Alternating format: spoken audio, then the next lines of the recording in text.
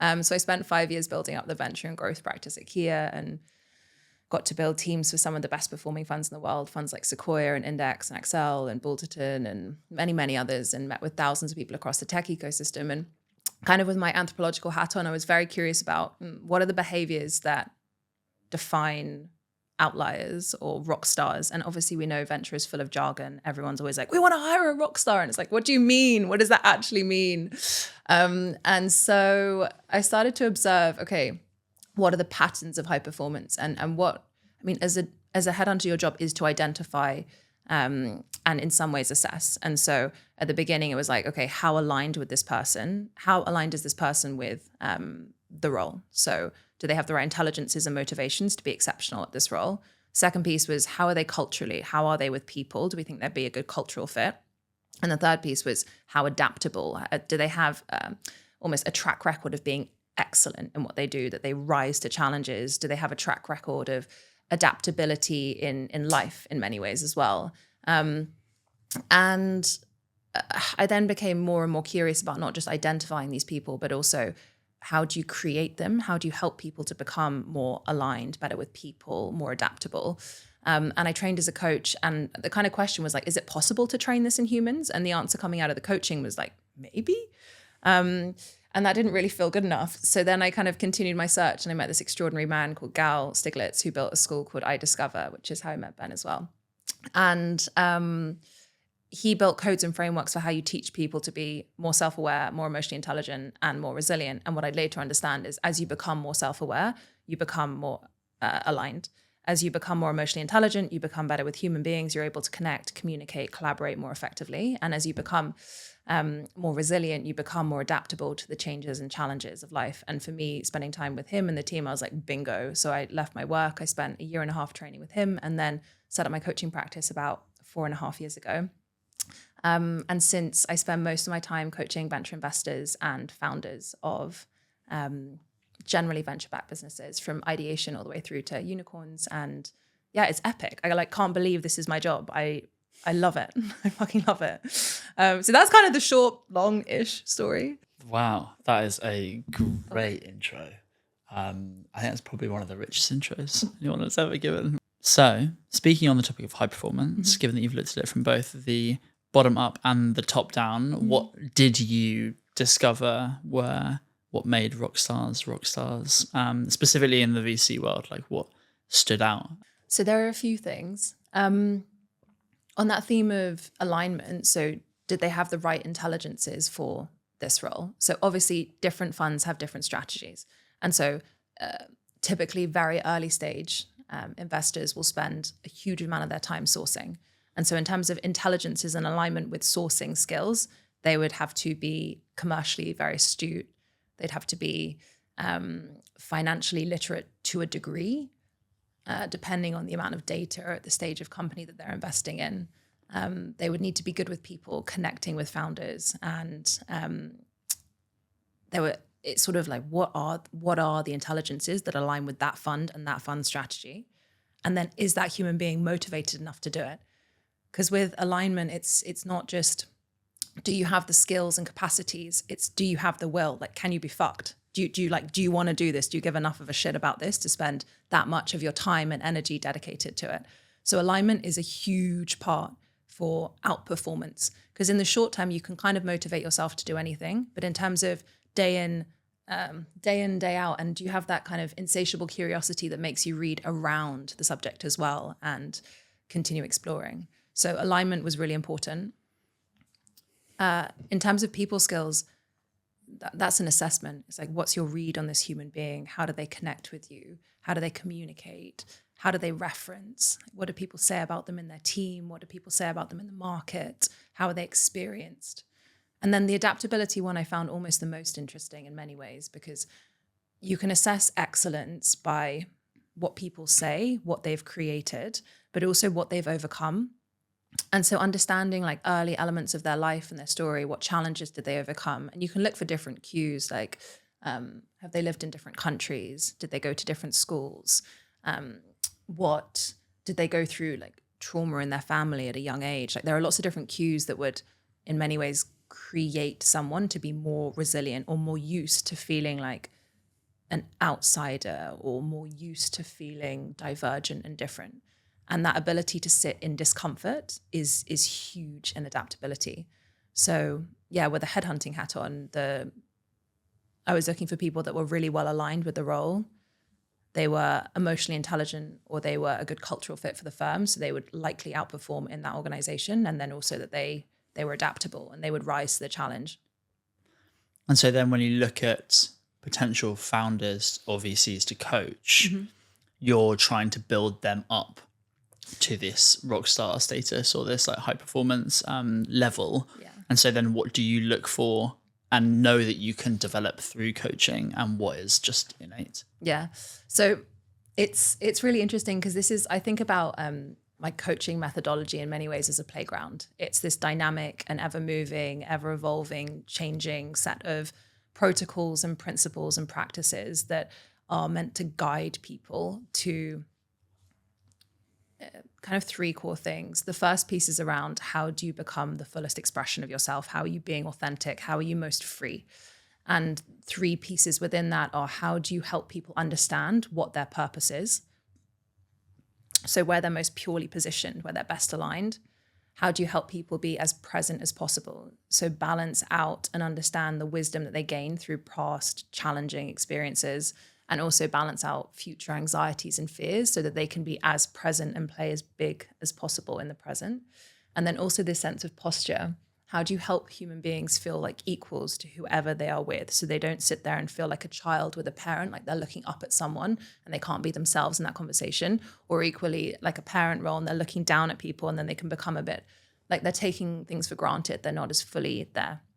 So I think a lot about how do you help people be as authentic and full in themselves. And then as one becomes more attuned to their presence, their posture, their purpose, they typically can express that more fully. And so then you'll see them creating more value in the world. And so the second bucket I'll typically work people on is value creation or performance or mastery of craft. And in this piece, it's often about, how do we set an inspiring enough vision? Where are you moving towards? How do you stay as focused and disciplined in the present? So how do we cultivate that muscle of prioritization, focus? And then how do we make it as fun as possible? How do we keep you fulfilled and playful and energized and motivated? And then what you'll typically experience is people have vision, they have discipline and focus, they know whether they're creating the most value with their time, and they feel lighter, they feel energized by what they're doing. That's when they start to scale. So you'll see their influence grow, you'll see their team grow, you'll see their value proposition grow. And that's typically when they'll attract people. And so we'll look at leading people or relationships. And that will generally be about, how do you connect meaningfully with people? How do you communicate powerfully? How do you become that inspiring leader? And how do you navigate conflict? So when things break, how do you come back together? And then that, as you work with people, people influence you and change you and mold the vision as well. And so there's a sense of evolution in what you're doing and what you're creating, which starts to then come back to you. And so I almost see it like this flywheel of being authentic, creating value, leading people. And the three different buckets feed into each other. And then I've built out different tools, frameworks, protocols that represent each of those buckets. So a lot of these existential questions, like what is my purpose, isn't just a existential question anymore or something you have to go and find. It's a guided process with specific questions. So you come out with an output. So it's much more assured. Quick 10-second pause to say that our newsletter is the highest value per sentence in your inbox. We share systems, prompts, and scripts that you can use today, because content without action is just noise. All the links in the description. Now, let's get back to the episode. Is there anything that you look for in someone that you might coach that indicates whether they'll be really receptive to this flywheel and your approach? So the approach, these are almost, you can take it apart. So you could work on one part of the approach. It doesn't have to all be in sync. But it's a flywheel, so surely it does have to all be in sync. Not necessarily. So it could be one part. So someone could come to you and be like, I want to work on my leadership, and we can just work on how they connect, how they communicate, how they're present with people.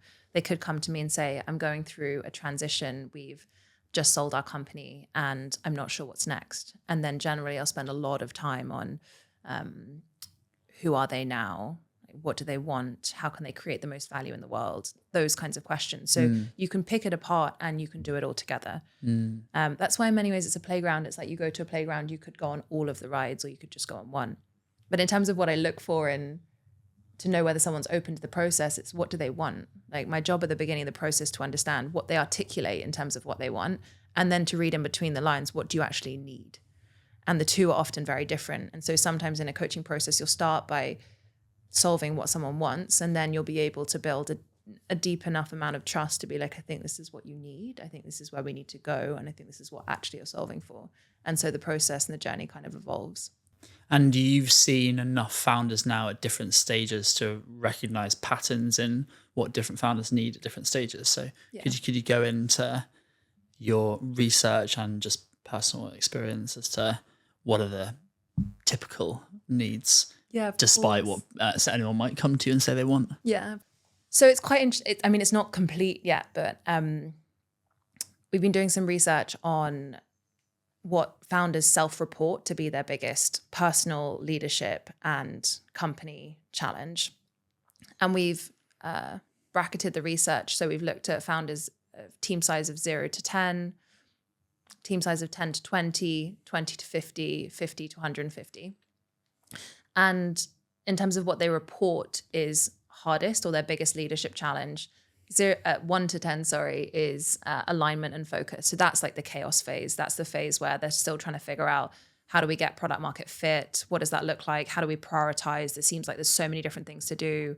Am I even capable of doing this? And especially with first-time founders.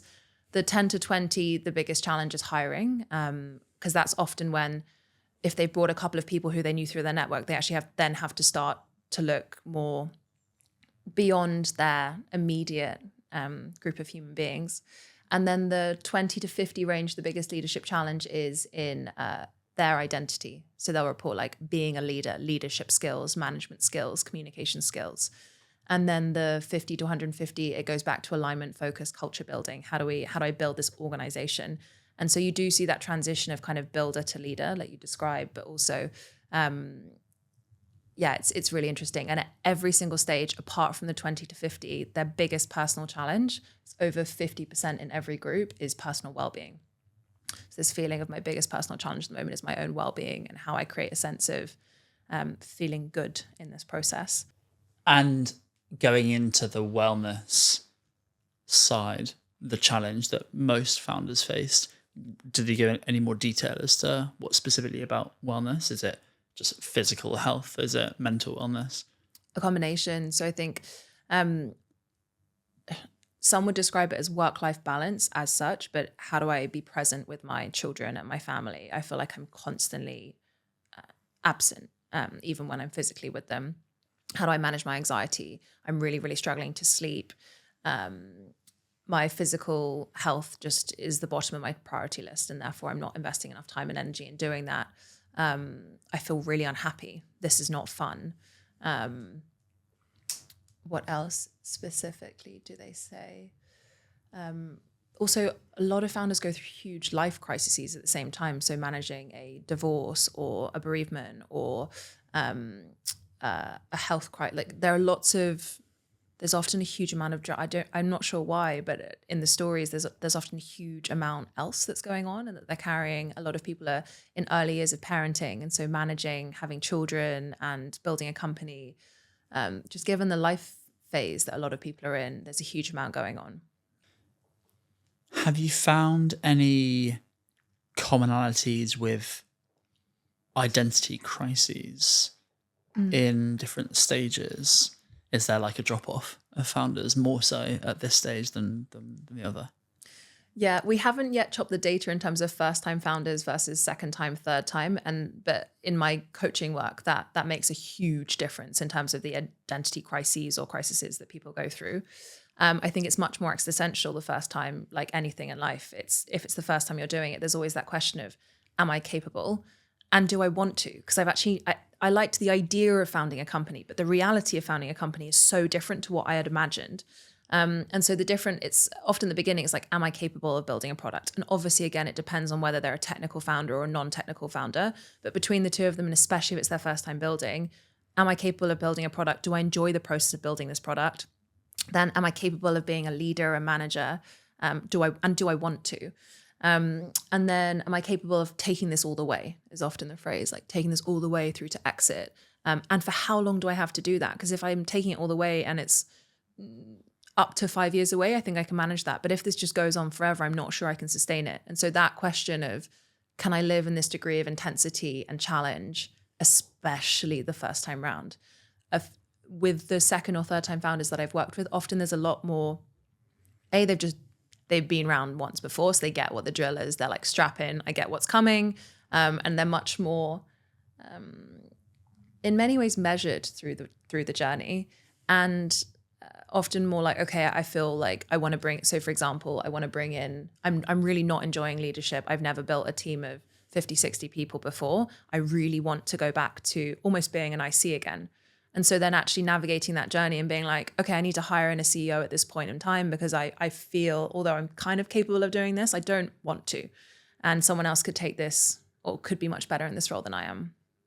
So then like navigating that transition with a lot more intention and being in reality of what they do and don't want to do and what they are and aren't capable of or have the desire to do. Are there any practical habits that more experienced founders do that help them stay rooted throughout the roller coaster ride? I think they're a lot more discerning about who they are, what they will do and what they won't do. And so they feel less of that sense of, I need to do everything for everyone. And also, I mean, like anything in life, once you've done something once, you have a much better feel on what's normal, what's not normal, what needs your attention, what doesn't need your attention. You feel often a lot more grounded, a lot more calm, a lot more trusting in the process. In terms of, I do notice amongst second and third time founders that they do prioritize their health more in the process. They see the link between, if I exercise regularly, I perform better. If I am fully present with my family for an evening or with my partner or with my friends, I feel recharged by that. It's okay for me to take breaks and to take time off. And that actually allows me to come back and feel better and be more present with my team. They tend to make decisions faster as well. And so that sense of, they tend to fire people faster. They have a better read on, okay, is this a fit? Is this not a fit? There's just this sense of, but again, the idea of the practices that second time or third time founders do is more, I think they're more intentional about how do they get themselves into a peak performance state. A lot of people wouldn't articulate it like that, but it's like, how do I perform at my best and what do I need in order to perform at my best? And they think of themselves almost less as a robot and like they should be able to perform at their best with no sleep, no nutrients, like horrible diet, all the basics, all the shit your mom tells you to do, basically, just like sleep, exercise regularly, like they actually prioritize it because they see the link to their performance as well. So I think on a very basic level, being able to prioritize things that aren't company building in that moment, but they're tangentially linked because they allow you to come back to company building with more perspective, more intention, more energy.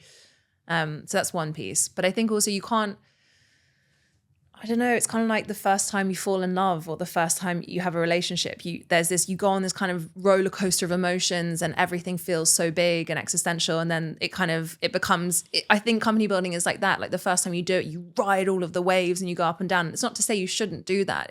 I think it's part of like the initiation. It's part of the process. It's part of being human and doing fucking mental thing. Like building a company is a wild, wild life decision and wild, wild life choice.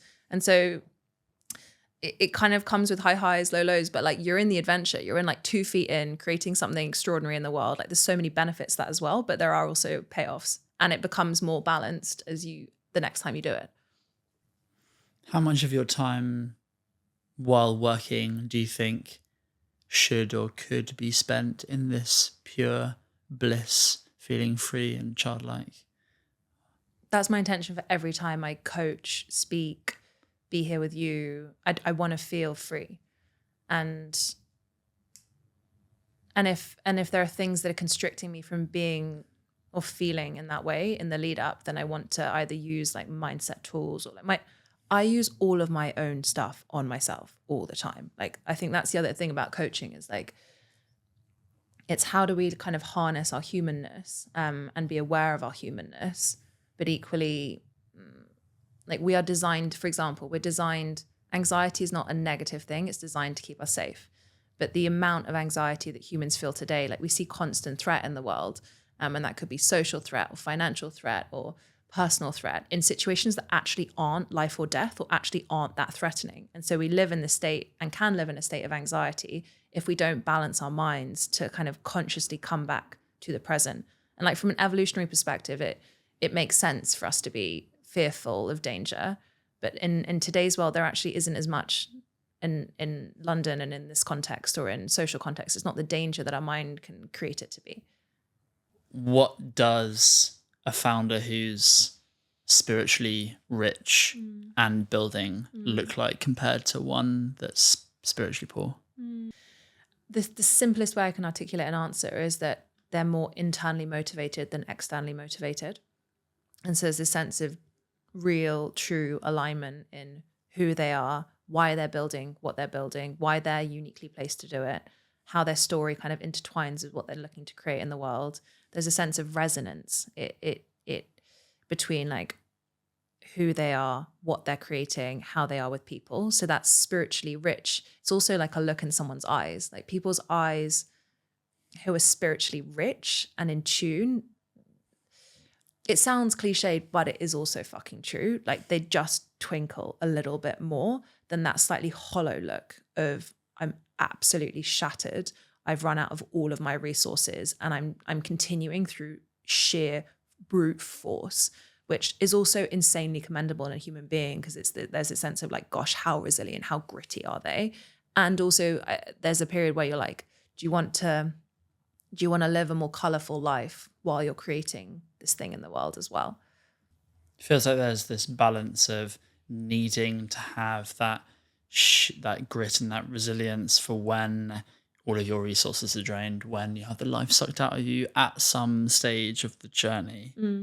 And then past that stage, you then get back to being playful and being grateful for every moment and having that sparkle in your eye. But it's a wave, it's a journey that everyone has to go through. Yeah.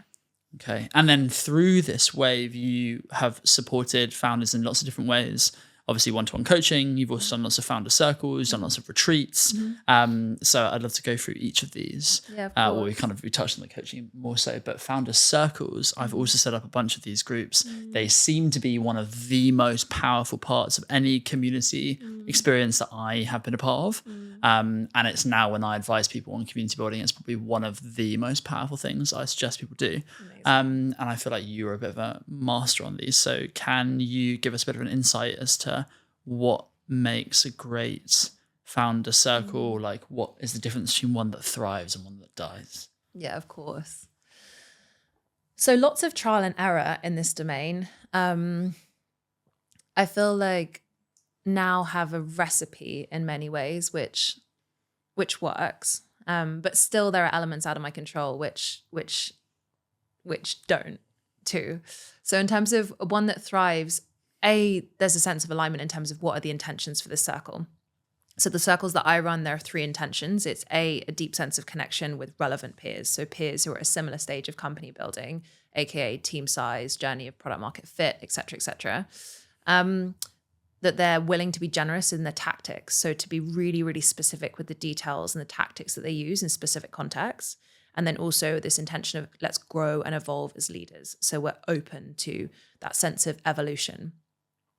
And ones that have thrived, I mean, really basics, but like everyone is present. So the most important thing I found in circles is the curation is done well, which obviously I can control, but physical presence and prioritization of the members is so important. With circles that haven't gone as well or haven't felt as rich, it's that sense of some people haven't shown up or they haven't been able to prioritize the time. And so then there's this kind of dysregulation almost in the cadence and in the participation. Circles that have thrived, so full presence, physical, mental, spiritual, the whole jam. Generosity, so people come in with this spirit of want to share insights. I want to be generous with what's worked, what hasn't worked, honestly. And I think, again, founders often have to be in kind of selling mode or in so many different contexts, whether that's for their board or for their team or in their co-founder relationship, or like they have to almost put on a mask. And this is a space where it's like masks off in many ways. And let's be really, really honest and generous with what we're sharing. What else? Yeah, and that spirit kind of openness. And then circles that don't work is when the curation is off. So at the beginning, I thought, in the first couple of circles we ran, I was wondering whether actually similar types of companies would work well together, and the stage wasn't as important. So we'd have founders who were kind of earlier in their journey and then later in their journey and kind of a mix. And what we found is that the founders later in their journey would then become the mentors. And so they weren't actually gaining enough value from the group. And so actually we just did it based on the size of the team, and then had this amazing mix of very diverse businesses and divergent types of human beings. And so there was enough similarity in that their team sizes were the same, and therefore often kind of the identity, the leadership, the team challenges were all in common, but then they could get kind of divergent perspectives on their business and the business model too. So that was interesting in learnings too. So ones that disband, people aren't present, not generous or quite closed in how they show up in the group. Therefore, should that mean that if you have a circle that you're already in and one person is growing a lot faster than everyone else and therefore is in a different stage of company, or one person closes down their business, that is an indication that actually those people should leave the circle? Yeah, so we run them in a 6-month cadence. So the circles band and disband every 6 months. And so in which case, like we had an example of a group of 6, and then one person's business wound down and one person was exiting. And so they were starting something new. And so then those 2 people didn't join the next circle, and we rebanded another circle with a couple of new members. So I think that just given, especially for venture-backed founders, and look, there are also communities obviously that don't reband and disband, but the idea here is really that they're with peers who are at a similar stage of company building, so they can be tactical and they can be along with being personal. There's lots of the groups I found said that a lot of the benefit of these groups come after years of being with the same group of people. That like level of trust builds very strong. So therefore you feel you can fully take off your mask and be your most authentic self. Yeah. And so do you find that that's in conflict with only doing it in 6 months, or is it you have a group, they go for 6 months, that group then reevaluates whether they should all still be in the group at the end of that 6 months, and those who wish to carry on, those who don't, drop off? Yeah, it's a great question. I honestly don't know, because I haven't run the circles for years, so I haven't had that feel on what it feels like after that period of time. There's always the option for them to continue. So if they want to continue with that group, then they can do. But at the beginning, I'll do things to help to build that sense of trust with them. And whether that's like I spend time with each of them one-on-one, we'll also set the intentions together and get everyone's buy-in to like, this is the purpose of what we're creating here. This is how the expectations of how best to show up, almost like best practice. And then we play, and then we see what actually emerges. Are they doing it independently, or are you there? So I'm leading them. Yeah. So we set the group up in exploring the past, the present, and the future. So it's set up almost like a narrative arc. And we'll reflect on the month that's been. We'll then dive into we'll vote on what are the 2 most interesting challenges for us to dive into, and then we'll set goals for the coming month. So it's set up as a kind of integrating the past, taking a step back, being in the present and navigating current challenges or areas of friction, and then setting intentions and goals for the coming months. So they have a sense of what they're moving towards. And at the beginning of the entire container, we'll also set a leadership goal and a company goal of like, what is the one most important outcome you want to achieve as a company, and how do you want to be as a leader? So what is the most important behavior or way of being? And for a lot, they'll say, I want to be more focused as a leader. I want to be more empathetic as a leader. I want to be more discerning. I want to be more ruthless. I want to be more energized. So a way of being that they think is going to enhance their leadership and the way that they are with their team based on the stage they're at. I think that's really powerful practices. I suppose I'm coming at this from an angle of I've always set up these groups to not have someone facilitating. And so then people are having to self-organize and self-facilitate. But these all sound like really healthy practices that any group can do. as like certain touch points. And let's assume that the groups that I'm talking about are trying to be together for years and you don't cycle out every 6 months. Yeah. But actually this sounds like a really healthy 6-monthly practice that you can do as a group. And so then you set up lots of these groups, but you've also done tons of retreats. And so could you give us a bit of an insight into your experience design approach when it comes to a retreat, whether that's a day long, weekend, week? I'll come in and do a workshop or an experience in a retreat. So I'll often come in for when funds are putting on founder summits or founder retreats, I'll come in and host a workshop or a breathwork workshop, or a kind of mini founder circle. So curating groups of founders to help them discuss their biggest challenges and move through them. So in terms of the whole retreat, I don't have, at the moment, I haven't been designing the kind of start to end, but I'll design an experience in the retreat. And I'll generally do that based on what is the intention of these people coming together, who are the humans that are coming together, what do I think is going to serve them best, and based on those two kind of dimensions. So for example, with founder retreats, I always have in mind, well, this is like a very unique group of, often it's 40 to 50 founders that come together. It's very rare for them to take 3 days out of company building. And a lot of founders I work with will say, I don't really have that extensive founder networks or a group of peers that I can call on and speak to. So I'll often think about, okay, how do I create an experience that is going to help them connect more deeply with relevant peers in this community? What is content that's going to be applicable to everyone? Because they're not necessarily bought into being in a coaching workshop at the beginning. They haven't chosen or opted to be there. And so thinking about how do you make this as relevant and practical and tangible, and so they come out of this experience with a really meaningful output as well. So that's an example of kind of my thinking behind like a founder retreat workshop. So going into each of these main workshops that you run, I know you've done a lot of breathwork sessions, which has been all the rave recently. What's been like a surprising insight from having run a ton of these breathwork sessions? Breathwork is a fucking wild modality. I mean, just to start with, it's extraordinary. And I continue to be mind blown by how mental it is on a physical, emotional, spiritual, intellectual level. I've just come back from a retreat where we had a retreat in Portugal where we did a 2-hour breathwork experience. It's called rebirthing breathwork, and it's conscious connected breath. And in the group, we had one person. Which means what, sorry? Conscious connected breath is where so when we normally breathe, we'll typically pause between our inhale and our exhale. And so there'll be a gap. And in conscious connected breath work, there's no gap. So the inhale connects the exhale, connects the inhale, connects the exhale, which puts your body into a homeostatic state. It slightly changes your pH level. So your blood becomes a teeny bit more alkaline. And in that change, on a physical level, people will experience quite physical symptoms. They could feel really connected to a sense of energy moving in their body, which is like a tingling feeling. They could feel tension around parts of their body where they've had physical traumas. On an emotional level, like what we talked about at the beginning, but people, when you repress your emotions, they don't just disappear. They're there in your system, almost stored like scars on your skin when you cut your skin. And so in breathwork, often those emotions will come up and come out, and they can be really positive emotions. They can be really negative emotions, but that sense of expression and movement. People often have insights, so they'll see a vision of the future, or they'll find clarity, or they'll feel more attuned to what's most important as their next step.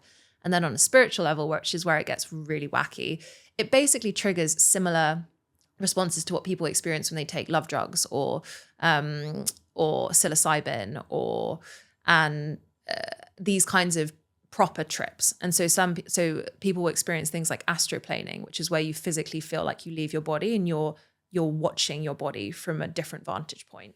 Or they will meet people that have passed away, and they'll feel like they're with them in the session, and they'll have conversations with them as part of that experience. They'll feel like they're in a completely different part of the world. So they'll feel like they're in a jungle, or they're sat on the moon observing the earth. Like they'll have these really interesting, like perspective shifting experiences, or they'll experience a timeline of their life and they'll see themselves as a child. But I thought this experience for founders in terms of reconnecting with your vision while you're doing it, re-energizing your body, taking that, it's often really hard to create that sense of perspective when you're building and you just feel so in the weeds that it's hard to get levity. And breathwork can really help you create that very, very efficiently in an hour, create that sense of levity and perspective to kind of reorganize what you've been obsessed with, and actually taking a step back and being like, what actually most needs my attention, what's most worth my kind of time and energy. A quick pause to talk about Unplugged. Unplugged is the ultimate reset of your mind, body, and soul. It'll challenge you in ways that you didn't expect, and it'll nourish you in ways that you didn't realize you needed. Unplugged is a digital detox cabin experience where you lock your phones and other devices away and reconnect with nature and yourself. I've been a bunch of times. I'm an investor, and I even proposed to my wonderful fiance at an Unplugged. They're magical, they're soulful, they're needed. And if you work your ass off, then you probably need it. So give yourself the respect of a reset. Click on the link in the description below and have a proper switch off. Now back to the episode. I speak a lot about how I think you can only connect with other people to the extent that you've connected with yourself.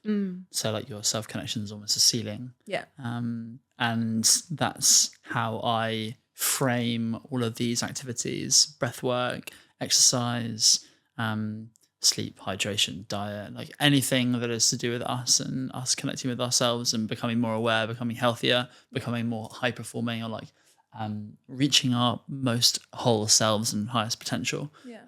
That's the one side of the coin, to then being able to lead people to connect with co-founders, investors, with customers. That's kind of the root of this, my whole approach and theory. And I suppose that's what I deem to be the more soulful part of Scale with Soul, as in that's why it feels true. So you also have studied anthropology, and you have looked at, got into deep research on people and why they do what they do. And so then, given that you've seen the startup ecosystem so closely and you've seen the pains and the trials and tribulations of founders up there front and center, from an anthropological point of view, what would you change about the startup ecosystem or the ways that founders approach company building to make it more aligned with us from a deeply human level? My mind goes in two directions. There's a part of me that, if I had a wish for how it evolve, is more, if the more attuned human beings feel to themselves, I think often the more interesting the journey becomes, the more in service we feel, like we're doing something bigger than ourselves for a reason, and there's a big why to it. And so if I was to change elements of the startup ecosystem, it's almost that sense of, for founders to set themselves up to have the most enriching kind of crazy adventure as they start building, for them to be really deeply attuned to who they are and why they're doing this and why it's important, because I think it creates almost a richer experience for them. If I was to take a step back from the whole ecosystem, I would love to see more diversity in terms of the humans that are building, for the reason that if it's relatively homogenous in terms of the types of stories that are being told, the problems that are solved, the backgrounds they come through, I think it makes us quite fragile as a human species. And business building is a mechanism for change. Entrepreneurs have such a profound ability to quite quickly change small worlds, which can impact big worlds. And I think if we have more diverse people building and believing that it was possible for them to build and getting access to the resources and the network and the funding that they needed to build, I think we'd live a much richer human experience. I think a lot more interesting problems would probably be being solved. So that would be my both wish and even, I mean, like as Darwin famously said, it's like, it's not the strongest of the species to survive, it's the most adaptable to change. And I think in order for us to be most adaptable as human beings, we need to have a diverse range of human beings that are building and making decisions and helping us see things that we can't currently see. So what do you think is the biggest blocker to more different types of people starting companies? Two things. Firstly, there's this phrase of if you can see it, you can be it. And I think what are the stats? 2% of startups are founded by women that are venture backed. And the stats are even more minuscule when you add elements of ethnic and racial diversity. And so in terms of what would need to be changed or what are the biggest barriers to that happening, I think active investment in mentorship, and how those humans or those early pioneers of people who don't look or sound or come from backgrounds or have experience that have the experience that maybe other founders have. It's like self-belief. And so I see like coaching can be a really powerful mechanism for empowering people to create change in the world that they haven't yet seen a path for. And so I think like coaching is an incredible tool for empowering people to do the impossible and to be the pioneers and the path pavers. I also think more diversity in the funding landscape. So the venture investors, those teams becoming more and more diverse so that those VCs are both emotionally, intellectually, socially attuned with perhaps the problems that different groups are solving that maybe they overlook or don't see. So I think coaching is an incredible tool for change and empowering people to do the impossible and empowering people to do the novel and the new, because there's such a strong internal sense of why they're doing it and why they're equipped and why they're right, and like building that sense of belief. And then also funding landscape becoming more diverse. So then I'm conscious of time and I have a whole list of questions that I'm trying to get through, so I'm trying to distill it down. But there's one part that I think we glossed over is talking about company culture. And we have covered the founders' identities and needs and what high performance looks like as the leaders. And so how do you translate this into teams? So this is really interesting. And I think especially for very early stage teams, because culture, what comes up often in my session is building a culture is something that a lot of people haven't had experience doing pre-founding companies, and especially at that stage. And so for very early stage companies, so pre-seed, seed, encroaching on Series A, when founders are thinking about how do we intentionally build a high performance culture, I'll think about it very simply. Our culture is essentially the conditions that we need to grow and succeed. And so when you think about culture like in a Petri dish, it's like, what are the nutrients and the conditions that organism needs in a Petri dish to succeed? And so it's not this fluffy, intangible thing. It's like, it's very tactical. It can be very strategic. And so at a very early stage, I often think with founders of, okay, where are you going? So in order to understand what are the conditions that we need to succeed, we need to define what does success look like. And especially very early stage, it can be in a shorter time frame. So it doesn't need to be like, what's the 10-year vision? It can be, where do we need to be in 6 months' time? And then what are the conditions that you need as a team in order to get there? So what are the behaviors that are going to promote progress towards said goal? What are the protocols and practices that you can do as a team to come together to progress towards said goal? What are the strategic things you need to do to progress towards said goal? So in very simple terms, it's like culture is you creating the conditions to get to where you want to be. So it comes down to like defining where you want to be and then strategically thinking through what are the steps that are going to get us there. Could you give us a sort of example of this in practice? Yeah, of course. So it could be, we want to, in 6 months' time, we want to achieve product market fit. And how will we know we've achieved product market fit? It could be because we've got 10 paying customers who have an NPS score of 7. I don't know, like a happy paying customers, and we have 10 of them. So the goal is clear, it's clean, we understand what it means. Then as a team coming together and thinking, okay, what are the behaviors that are going to get us towards achieving product market fit? It could be, do we need to be really, really open to adapting to the feedback of our customers at the moment as that's coming through? Is that one behavior that's important for us at the moment? Do we need to be really, really focused and not distracted by tons of customer problems and being really clear about like what is the problem that we're solving so that we can articulate that really clean and clearly? Do we need to cultivating that sense of kind of focus and prioritization, what are the practical things that we can implement as a team to keep us focused? Is it we set weekly goals that are really clean and clear?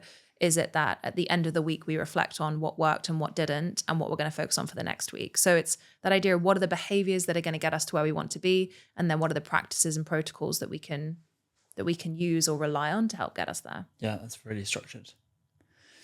One thing that I find lots of founders challenged by, and I'm also challenged by this, is most of the people that's been on this podcast view kindness as a very closely held value, but also push themselves very hard and have a standard of very high performance in and of themselves. It feels like there's this tension in teams to have high performing teams, but you also not having to crack a whip or set unreasonable expectations. And there's this balancing act, feels like for most founders. How would you approach finding the balance between those when it comes to having very high expectations of yourself and then of others, but doing it in a kind and not unreasonable way? Yeah, it's such an interesting tension, this one. I think this comes back to what's in your control and what's out of your control. So for founders saying, if this is my expectation of people, what is in my control to set them up to succeed in this context? And so, for example, it could be, I need to communicate those expectations as clearly as possible. So I have high standards, and this would be the output that would, in my expectations, be like a great job. So being really, really clear about what are the outputs that you're expecting of people. Then also being really clear about feedback, like when that's not being met, how you communicate that in a structured and reasonable way. What's out of your control is how people actually behave. So you actually can't control whether they, if you set up the conditions to help them succeed, so giving them the goals, framed it well, you're sharing feedback, and then they don't perform in that way, it can be inquiring, okay, why are you not performing to this ability? Is there like a lack of awareness? Is there a lack of clarity? Are you prioritizing other things that actually I see as not as important, but you aren't aware of that? So you can kind of get some context there too. But then equally, if they're consistently underperforming, then your choices are basically, do I adjust my expectations or do I adjust the reality? And so then either like thinking about performance plans or thinking about things like this. But it's a really, really hard tension. And it's also for founders, like not getting lost in your frustration and how you stay focused on, okay, what am I going to do about this? What's in my control? What's the next step that I can take? How do I balance myself so I can come into that conversation feeling kind, feeling present, and feeling responsive as opposed to kind of reactive? We only have time for 2 more questions. So I'm actually going to give the stage to your amazing friend, Ben. So when I asked him, what question would he ask you if he was sat in my shoes? He said, and Ben is a coach for everyone who's listening, by the way, which will give you some context to the power of this question. To be a better leader is to be a better human. What do you think the fundamental principles of being a better human are? I think it comes back to connection on different levels. So to be a better human being in our leadership, or as we grow as leaders, we become better humans. Or I think as we're more connected to ourselves, as we're more connected to the problem we're solving, why we're solving it, as we're more connected to the people around us, there's a sense of attunement that happens and a sense of maturity that happens in us.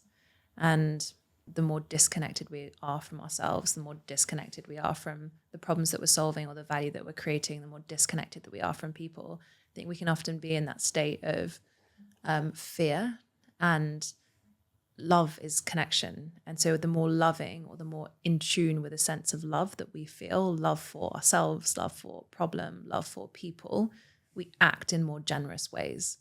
Have you read a book called Power versus Force? No. Before. It's a fantastic book that kind of blew my mind a bit, which talks about the different energy frequencies that you can operate at and how various things happen in your life where if you spend too much time in a low frequency or a negative frequency versus trying to spend time in a high frequency, which sounds very aligned with that answer. So thank you so much. This has been amazing. The closing tradition on this podcast is, because you've been so generous with your time, is there anything that a community of entrepreneurs could support you with? Well, in the research, I'm looking for more and more people to participate in this research. And so the extent to which people would feel comfortable very, very honestly sharing anonymously and completing the survey would be amazing, because it just continues to feed my ability to serve people more powerfully, but then also the insights that I can share more broadly about the actual reality of company building and the kind of the personal journey, the company journey, the leadership journey that people go on. So that would be amazing. Just deepening the research, deepening the insights, then you can come and share them back again. Exactly. We love the flywheel. Freddie, this has been amazing. Thank you so much. Thank you for having me.